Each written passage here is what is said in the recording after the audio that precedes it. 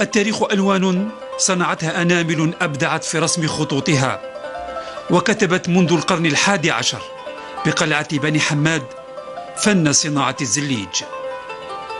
هنا تقاسمت مدن الجزائر على مر الأزمنة الإبداع في فن الهندسة على الطين، والنتيجة تحف غاية في الجمال.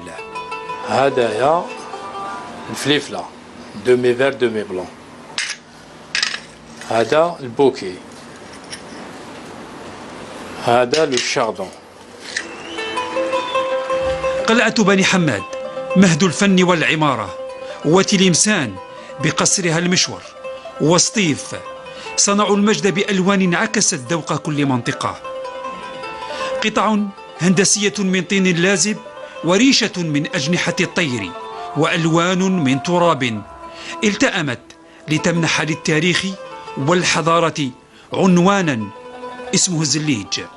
كاين فيه باحثين حتى فرنسيين، أولفان، جورج مارسي، تيراس، هنري تيراس، هذو يعني قبل هذا في الفترة الاستعمارية هم اللي درسوا الزليج وكذا، وتكلموا قالوا باللي ودي قلعة بني حماد كانت المهد لصناعة الزليج هنا، وانتقلت فيما بعد العصر الموحدي واتسعت في بلاد المغرب العربي كامل وانتشرت.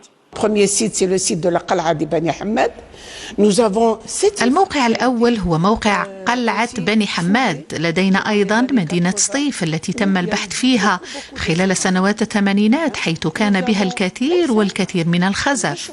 لدينا تلمسان، المشور، باب القرمدين، والتي تعتبر دليل قاطع على وجود أفران الخزف.